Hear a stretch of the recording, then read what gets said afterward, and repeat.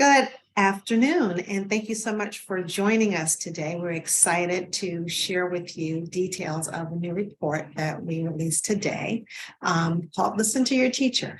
I am Debbie Vini, and I'm with the National Alliance for Public Charter Schools. I lead our communications and marketing team, and I am the author of the report. So I wanted to just go through a quick few housekeeping things with everyone. Everybody's muted right now because we're going to just go through the presentation first. However, you can put Q&A into the Q&A function, and I encourage you to do that. We will see those, and we're pretty good at being able to respond to things as we go along. The report is available online. You can find that on our website, which is publiccharters.org. And then if you navigate down a little bit, you'll see publications, and it's right there on the front page because it's new. We just put it out today, so it's pretty easy to find. And I'm joined here today by two speakers. So first we've got Rebecca Purser, who's a lead researcher from the Harris Poll. And then we've got George Parker, who is a special advisor to the National Alliance, but also a really very, very seasoned former classroom teacher of mathematics in the District of Columbia, and the former president of the District of Columbia Teachers Union. So before we jump in, I just want to give a little bit of context setting and talk about what this is and why we wanted to do this. So this is our second year working with the Harris Poll on a national survey of some sort. And our interest is in trying to find issues that are timely, relevant, interesting, and also intersect with the core of what our work is. So I, like many of you, have been seeing a lot of talk about the shortage of teachers, the great resignation, teacher dissatisfaction. And I was curious to learn a little bit more about why that might be happening. Why is there a teacher shortage? What are teachers thinking? What would make them happier, or more motivated to stay in the classroom? Are there lessons that we can learn? So we did this as a national survey of K through 12 teachers, and specifically, we wanted to talk only to public school teachers. So this is a mix of district school teachers and charter school teachers. We thought it was important to talk to both and to see if there were things that we could learn from one or the other side of the house, or if there are things that were consistent across both types of school settings. And really delighted to say that a lot of what we found is consistent and similar across both types of school settings. Rebecca's going to talk to you a lot more about that. We also found some interesting things that are unique to the charter sector because, you know, being the National Alliance for Public Charter Schools, we do have a particular interest in charter schools. So there's some good nuggets that we found there. And I'll just say that it was very encouraging to see that there are some things that we are doing that are instructional, I think, for others who are looking at how to motivate and meet the needs of teachers today.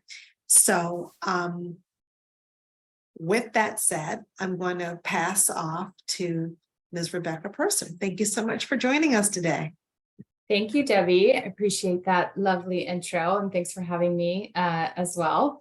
My name is Rebecca Purser. I'm a research manager at the Harris Poll. I've worked in survey research for around 7 years now, and prior to joining Harris team, I also worked in K-12 education research. So doing field work with students and teachers. So this is really a topic area that I'm passionate about, and I'm excited to walk you all through some of the main findings. I'm also joined by my project team, Amy and Andrea, somewhere in the crowd. But in terms of a little context about Harris, so Harris is a global market research and consulting firm. We've been around for over 50 years. Within Harris, I work on a team that specializes in research for public release. Our work is really focused on providing some of that objective and really credible data to topics that partners want to explore. So for this project, we worked with the National Alliance team really closely to design and field a survey for U.S. public school teachers, as Debbie said. And I think that what you'll see is that a lot of what we found is really relevant and really timely to the education system in this country right now. We know it's not an easy time to be a teacher from coming out of the COVID pandemic, increasing concerns around safety and violence in schools, a lot of political topics and political attention on the education system. So we know that teachers really face pressures from a lot of different angles, but we also know how really critically important this group is to our society and the future of this country. So I know that the National Alliance team wanted to hear directly from teachers, what made them want to enter the profession to begin with, what motivates them to show up today, despite some of the challenges that they face. And we also wanted to look at, are some of those viewpoints going to be consistent across different settings? So across charter versus district settings. And if there are inconsistencies or if there's variation between those two groups, what does that look like? What is the difference in experience and perceptions of those two groups? So what I'm going to talk to today is the survey results, obviously from this Harris poll. I know Debbie's team has some supporting research. So Debbie, if you want to chime in with some external research points, then feel free to just interrupt. But that's what I'm going to be covering for the most part today.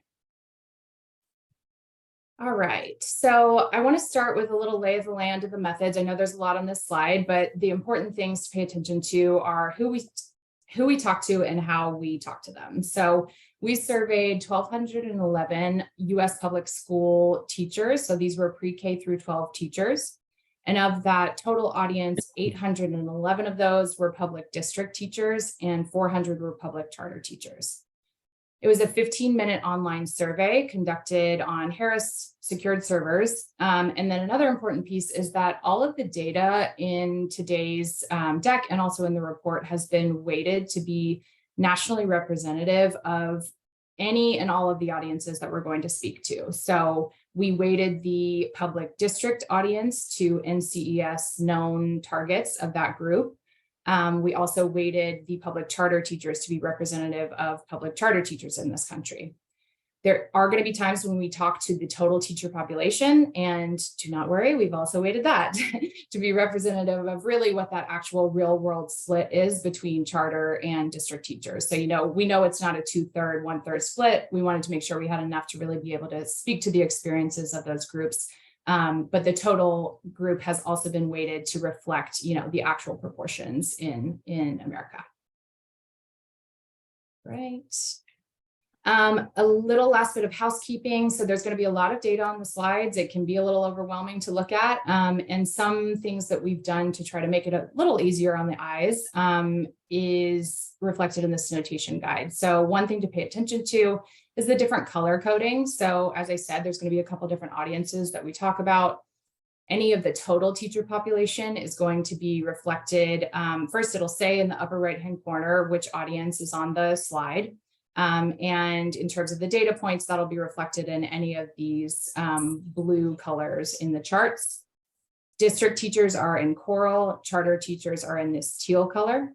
And then another important piece for this slide is these little bubbles. So these are our significance indicators. So as I said, we wanted to know about the whole experience of these teachers, but we also wanted to know where were things different and how were they different. So we did that by looking at statistical significance. And these little bubbles are going to tell you when a data point is statistically significant between charter and district teachers.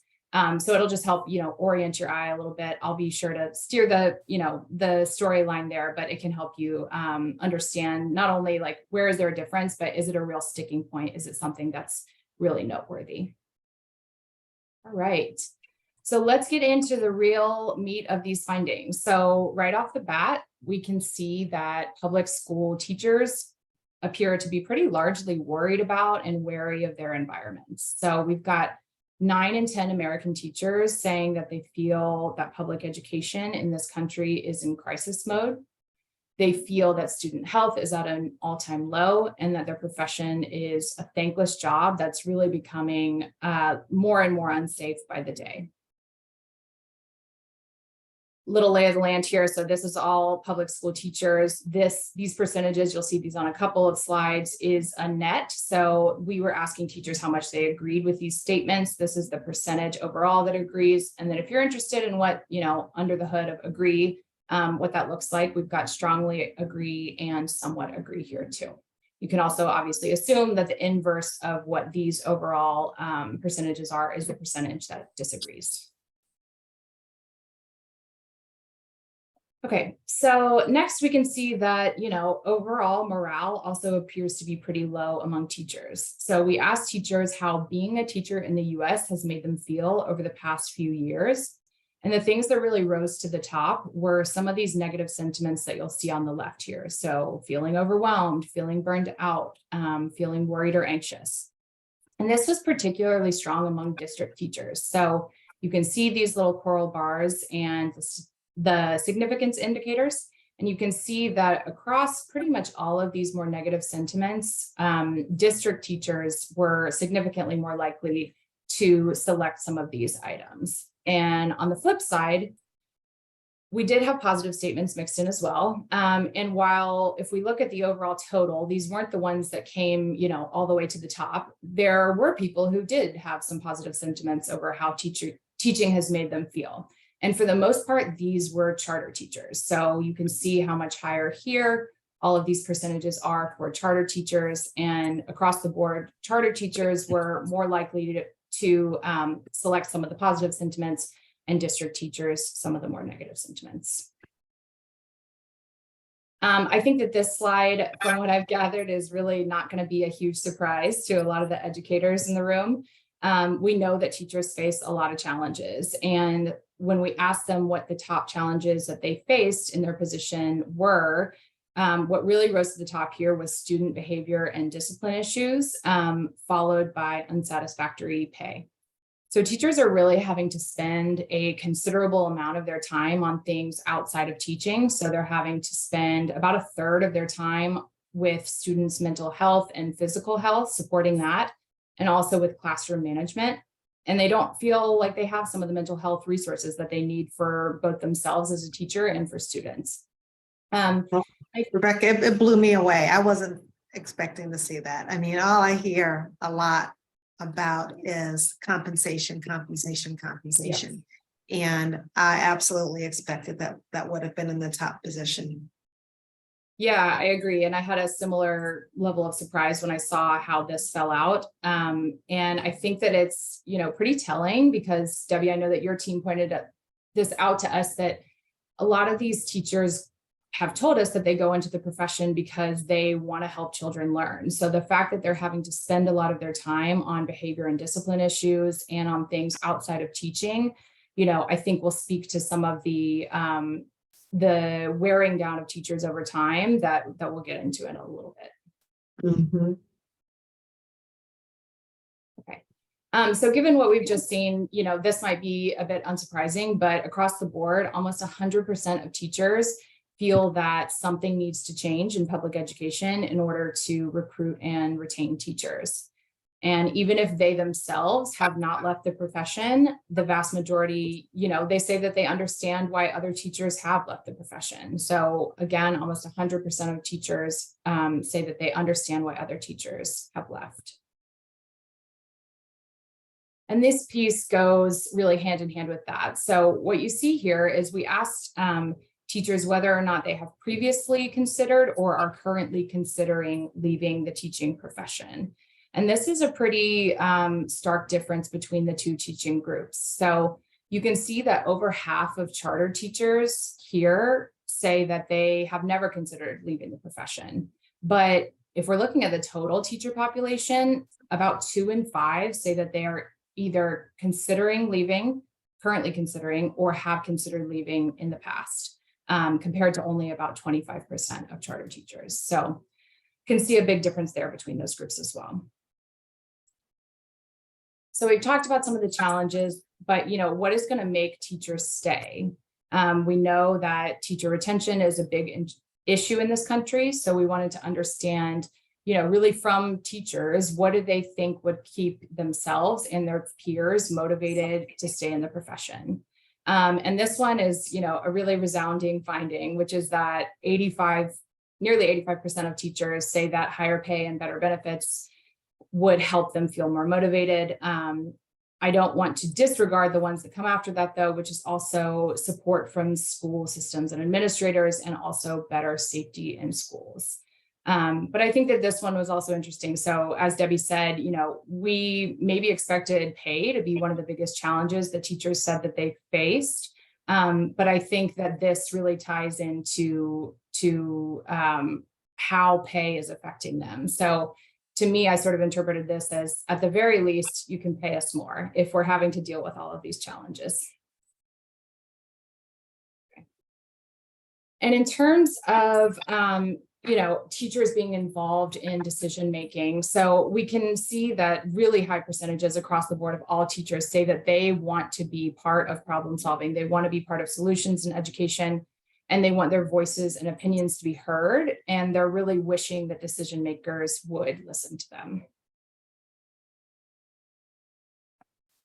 So a lot of our findings, do speak to some of that universal experience that we're seeing for teachers across the board. But where we really started to see some of those consistent distinctions between the two teacher groups, district and charter teachers, was when it came to their experiences really in those school and classroom environments. So first and foremost here, really to set the scene, charter teachers are notably more satisfied with their jobs overall. So almost 100% of charter teachers say that they are satisfied with their job as a teacher. 83% is certainly not a negligible amount for district teachers, but you can see that a lot of that is falling in the somewhat satisfied, and we've got, really high satisfaction among charter teachers by comparison. And then again, I think this is one that is going to be a bit unsurprising to educators in the room, but most teachers are saying, teaching is not just their job. It's a part of who they are, and it's a part of their identity. So about 9 in 10 agree that education is a calling. It's not just a profession. And at least 3/4 or more say that, being a teacher and this line of work makes them feel fulfilled, and it makes them feel rewarded. But where this becomes interesting is the way that some of that purpose-driven passion seems to be waning, particularly for district teachers. So more than half of district teachers feel more than half of charter teachers feel more motivated to teach now than when they initially joined the profession, whereas only 15% of district teachers say the same. So for this question, we asked them, compared to when you first entered the teaching profession, do you feel more motivated, as motivated, or less motivated now? And there was a really clear distinction here between the responses of charter teachers and district teachers. So about 80% of charter teachers say that they feel at least as motivated, if not more motivated now than when they initially joined the profession. So that's probably my other favorite stat. It's a very clear, delineation between the two groups. So it's certainly worth taking note of. And I think, it's worth noting, we don't interpret that as any sort of a statement about the teachers themselves. We think it has a lot to do with the environment that exists within charter schools. And I know you're going to go into a lot more of talking about the specific things that teachers say are motivational to them. And we'll know, those of us who are familiar with the sector, that a lot of those conditions do naturally exist at charter schools because of how we're designed. Yeah, absolutely. So, to better understand what's driving some of those differences, like Debbie said, we don't want it to look like, one type of teacher is better than another type of teacher. And really, as she said, a lot of this comes down to environment. So it's coming down to some of the systems and structures that are in place.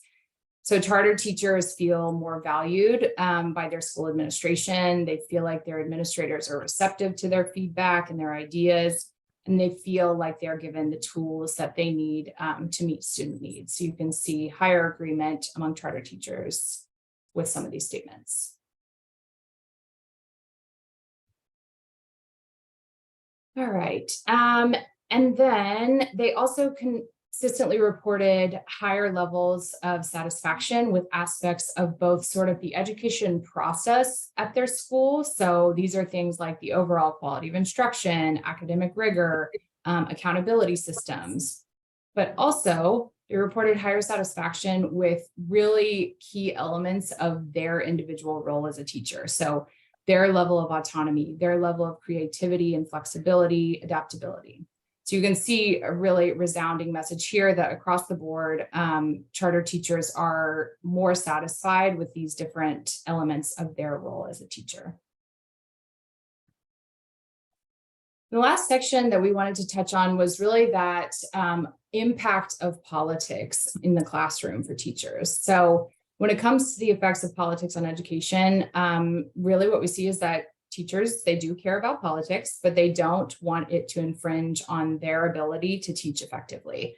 So a lot of these teachers are voters. The vast majority of these teachers are voters, and over 9 in 10 still feel like they've been caught in really this cultural crossfire war, when ultimately what they want to do is just to teach. So, they want politicians and decision makers to listen to them and focus on needed funding rather than education mandates.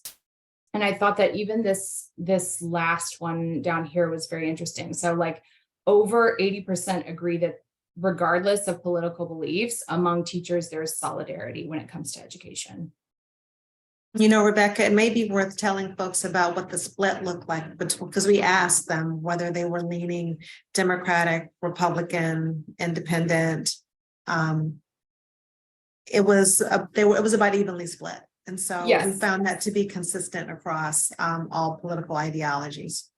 Yeah, indeed. And we also found the same for this section too, which I think we went into it perhaps expecting this to be more of like a hot button issue. And it doesn't seem to be as polarizing. So among teacher populations, there does seem to be support for school choice. So yes, we can see that this is going to be a bit higher for charter teachers. So even among district teachers, though, 2/3 or more think that having options for public schooling is important.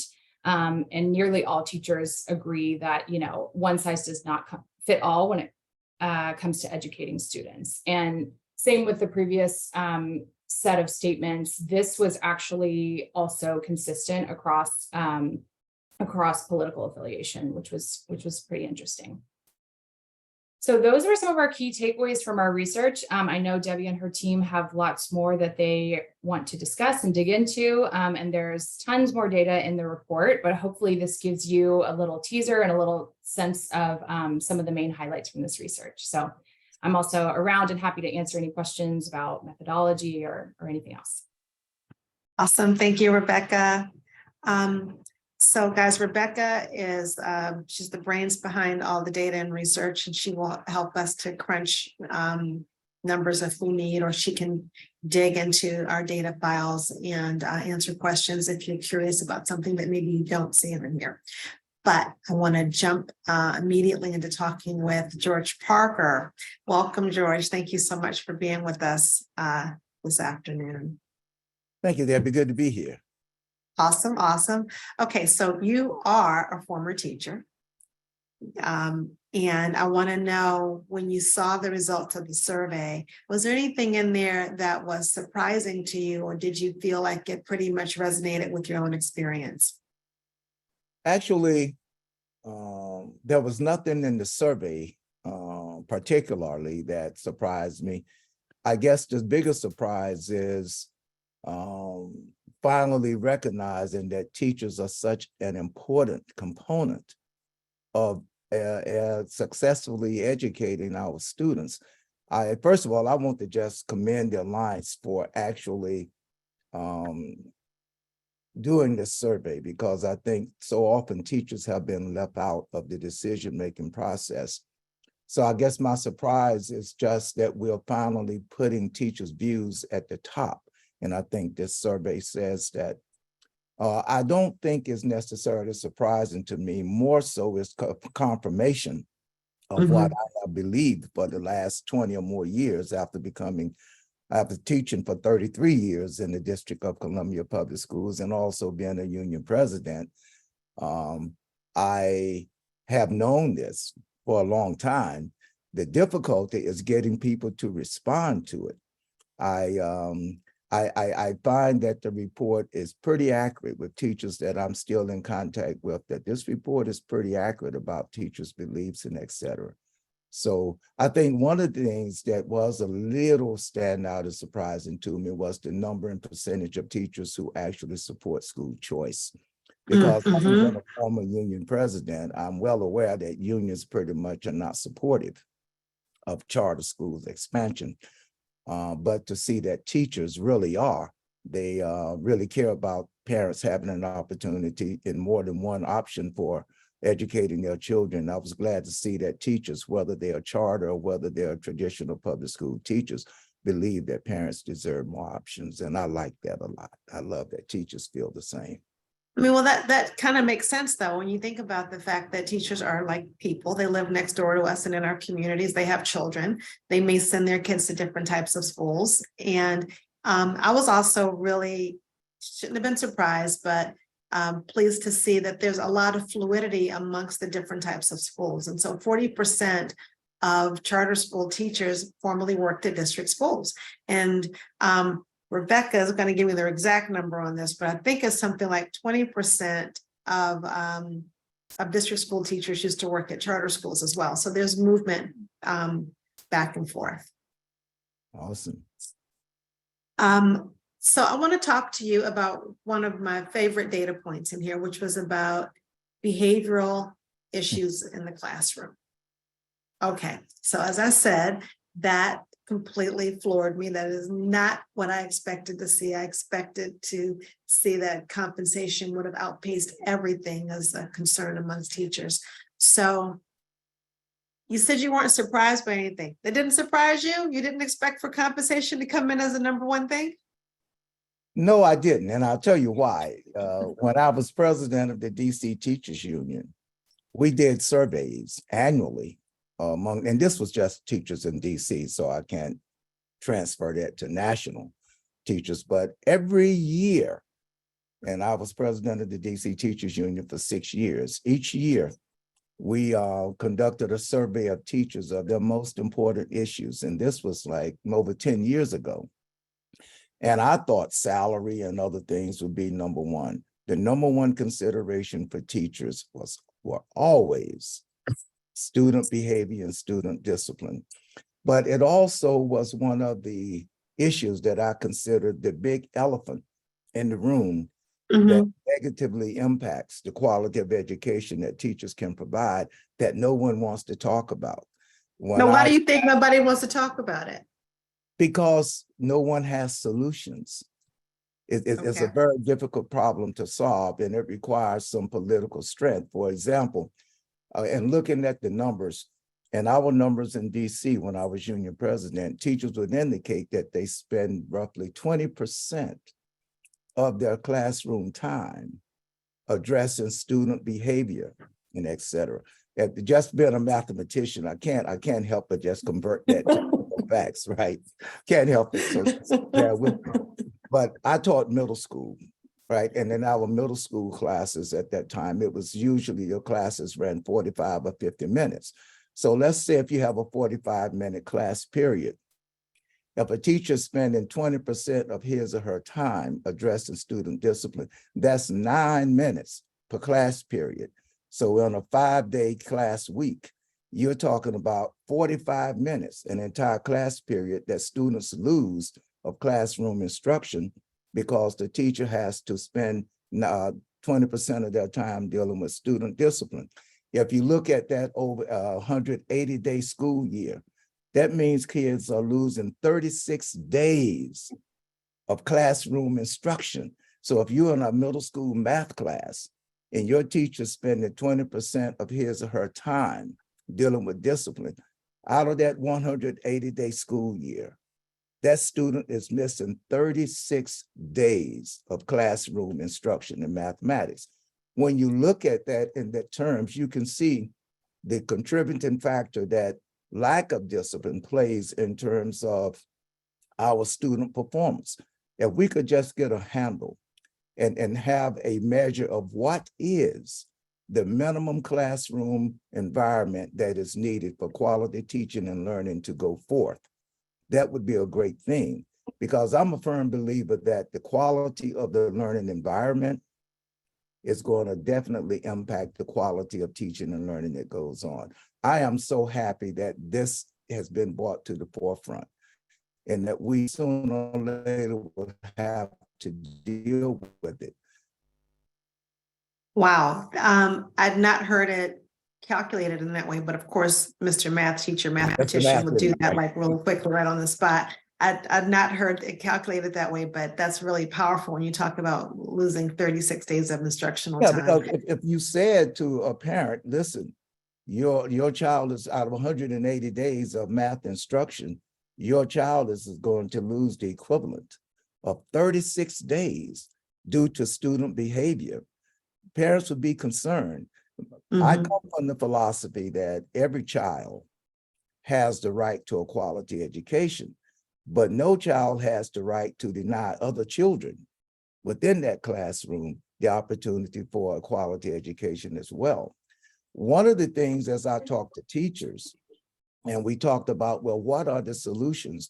And teachers have different solutions, and that is one, every school should be required to have a behavior management plan that is well understood by both the parents, the teachers, and the students, and et cetera, and that plan is implemented and enforced.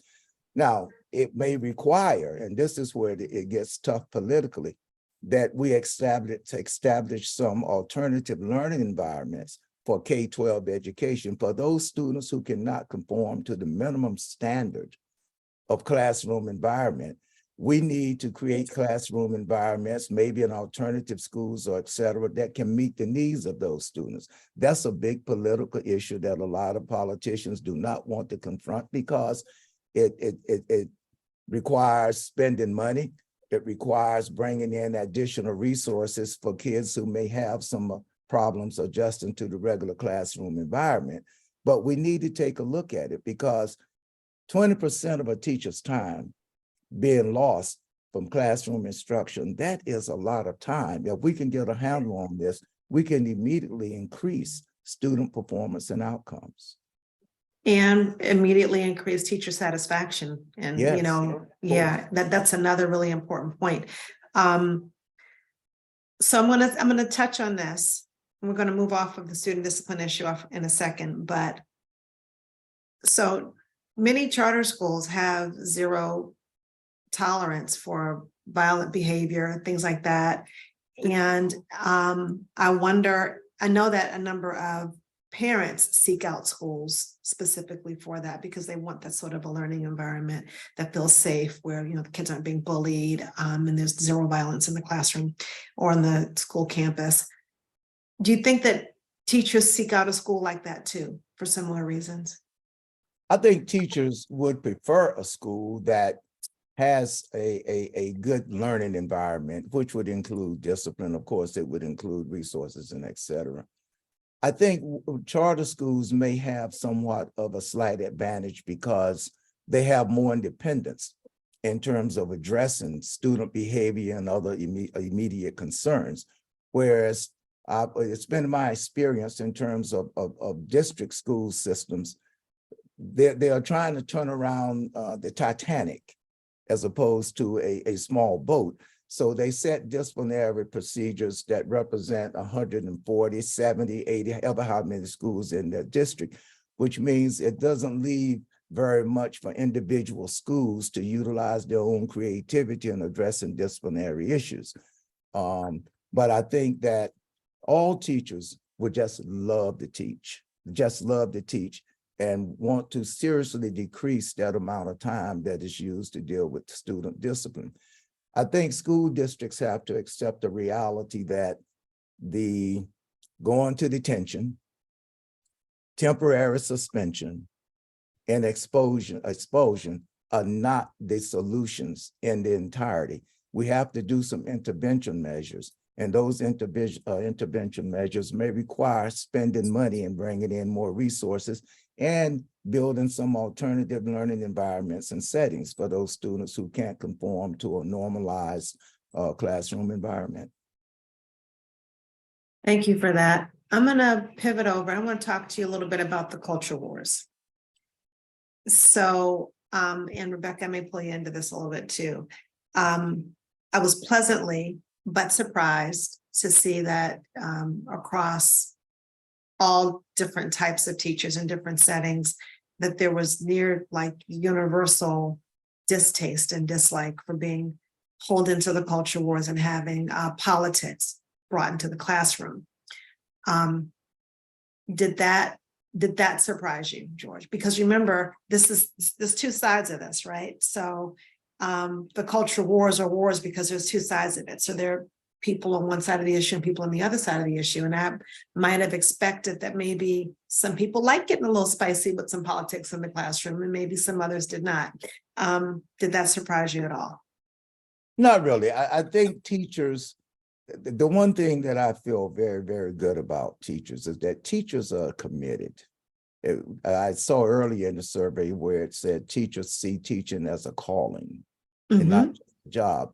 I think where teachers feel hampered here is bringing politics into the classroom, and politics not having very much to do with the quality of teaching and learning that occurs in the classroom. As I talk to teachers, I find that teachers hate these cultural wars because they're more emotional, they're more political, and they can damage what teachers can do in the classroom by putting limitations on what can be taught. When you look at it, and teachers want to educate, they would love for decision-making to be based on education and giving the child multiple experiences in terms of what education looks like. I don't know any teachers who like the culture wars. I think that is very negative for education, period. We've got a question that I'm going to answer live here from Jim Blue. Thanks for joining us, Jim. I wish I could see you, but it's good to have you here. So the question here is, were there any questions about whether they blame the union leaders or someone else for the culture wars? So I'm going to first answer and say that was not a specific question of who they blame, but I'm going to ask George, who's in an interesting position as a former union leader and someone who still is very much involved in the space. Maybe you want to take that on and see, tell us if you've heard anything about who people blame. Is it politicians? Is it their unions? Who do people blame? I found in my discussion with teachers, it's more politicians that they blame than unions. Now, there's a lot to go around for unions to be blamed for in terms of the failing public education system, but I haven't heard teachers blame unions for the culture wars. I don't get a lot of feedback from teachers that they blame unions for that. Unions have enough to be blamed about in terms of how they have limited local school districts from actually experimenting and trying different things, but I don't think culture wars is one of those that I see teachers blaming unions for. Okay, great. Thank you for that. And Now, thanks again. they do blame unions for anti-charter sentiments, which is probably rightfully so, but not the culture wars. Okay, well, let's talk about that. So there was a section in here where we got into questions about knowledge of charter schools. Now, one might argue that the closer you are to a charter school, the better you would understand that. But I wonder, I'm going to ask you to just editorialize a little bit, opine. We know that district teachers were far less likely to understand basic things about charter schools, like the fact that they're public, that there's not special admissions requirements, that any kid that comes to the door has to get in. Do you think? Why do you attribute that gap in knowledge to? Do you think it's something about the different sectors, or it's just kind of something that's a factor of the average person not knowing so much about charter schools? Well, I think there are two things. One is those who know about charter schools, what is it that they know? Now, I think unions can be blamed to some degree for lack of a better word, fake news about alternative facts. Alternative facts about charter schools. I do think that And I have to be very transparent here. When I was first elected as a union leader, I was also a part of that fake news piece. I helped to create. Were you making alternative facts, George? I was creating some alternative facts because of the fear of charter school. And look, and it's a matter of understanding where unions are. Unions are looking at charter. Say, first of all, most charter schools are not unionized. And as charter schools began to grow, traditional public schools lose teachers. If you lose teachers, or lose students, I'm sorry. If you lose students, you're going to eventually lose teachers. And losing teachers to charter schools reduces the income that unions have for their political purposes in general. So the fight is not to let students go to charters because it decreases the number of teachers that unions have. But overall, I think that unions can take the blame for some of the alternative facts. So teachers who are getting information from unions very often get negative information about charter schools from their union leaders. And so what they know often results in alternative facts rather than real facts. For example, I can remember the talking points that charter schools are not public schools. That's one of those great alternative facts, that they're private schools, but they're not, they're public schools. So I think unions can take some blame for coloring some of the traditional teachers' beliefs about charter schools. But that's why I was so happy to see that it didn't matter whether teachers who took the survey were charter teachers or traditional public school teachers, they all support school choice. And I think that's great. I thought that was a good one. I want to talk to you a little bit now about motivation of teachers. So you yourself were in the classroom for decades, and teaching is tough work. So when you hear that district school teachers over time feel less motivated to stay in the profession, but charter school teachers over time actually have the exact opposite thing, they feel more motivated to stay in the profession. Why do you think that is?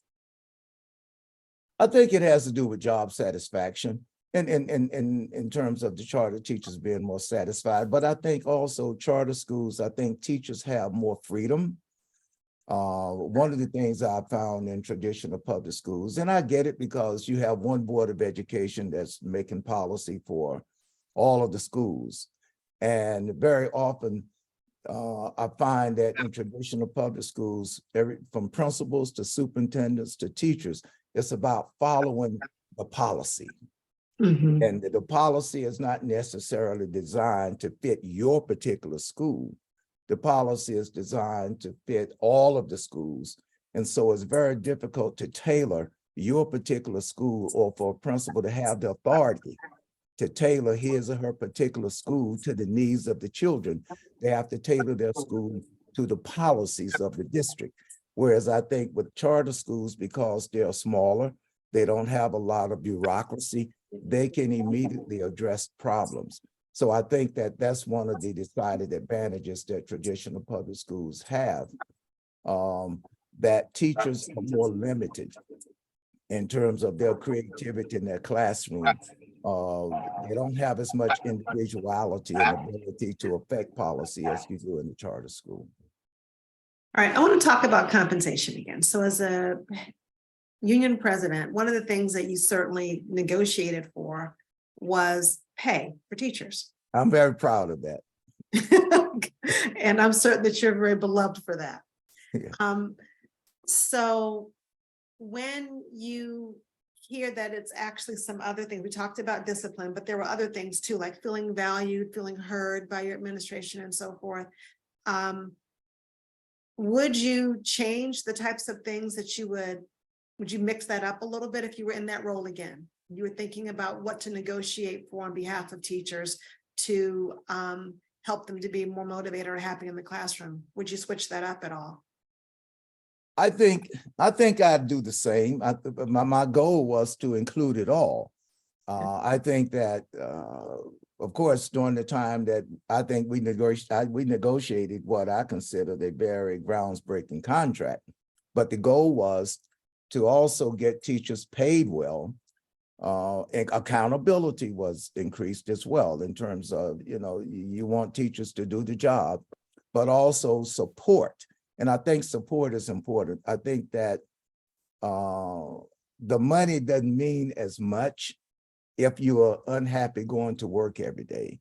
Yeah. With some of my experiences as union president is that I would have teachers, we'd have open sessions and teachers would say, Mr. Parker, sometimes I'm happy, I get the kids off to school and et cetera. And then when I get in my car and as I'm driving to work, I just begin to feel down to look at the frustration I'm getting ready to have during the day. So I think that feeling happy and feeling job satisfaction to many teachers is more important than the extra $1,000 a year that they can make. They'd rather have, in many cases, an orderly classroom, an orderly school, and feel that kids are achieving. But I think the money is important, so let's try to get it all. Let's give teachers the necessary support and pay them well. It amazes me that one of the most significant things that can impact children's lives, education. We pay teachers less than what they deserve. That we need to pay teachers as a symbol that this is important. Education is important. It's the lifeblood of where we're going. That's And right. that's for our students. Likewise, I think that, especially when you look at kids of color, and I want to talk specifically about Black male students, we are losing a lot of Black male students and students of color to violence. And I think one of the reasons that is happening is that we are failing to educate our Black youth.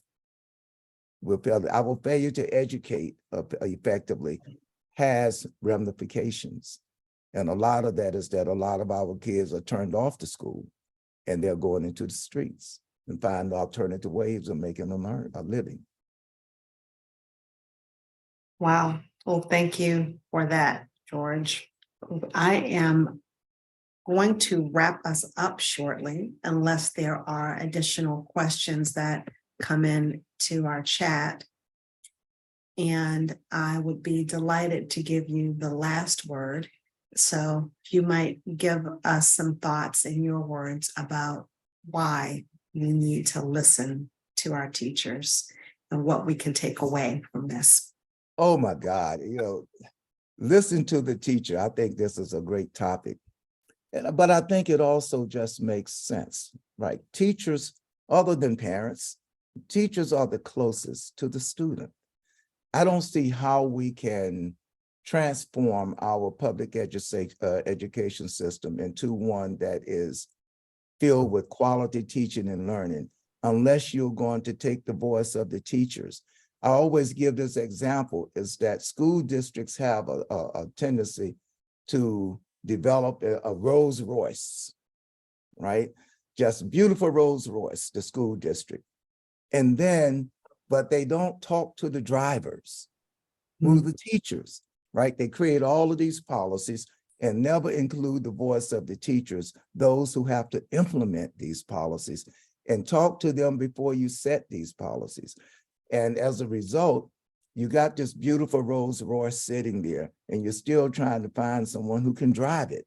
Include the teacher's voice. I don't see how we can ever find appropriate solutions without talking to the teacher who has to implement the solutions. So I was glad to hear teachers in the survey say that they want a voice in the decisions that are going to impact them and the students that they teach. And I hope we can find a way to follow up on that with our teachers, because teachers' voices are going to guide us appropriately. Awesome. Listen to your teacher. Listen to your teacher. Listen to your teacher. They have the solutions. Just listen. Politicians, listen to your teachers. Thank you so much, George. Thank you so much, Rebecca. And thank you so much to the National Alliance team for putting together all of the logistics for this. And thank you to everyone who took some time today to join this webinar and learn more about the report that we released. I am Debbie Vini with the National Alliance for Public Charter Schools. It's been a joy to talk to you about this great report and spend some time with you this afternoon. Take care, everybody. Everybody.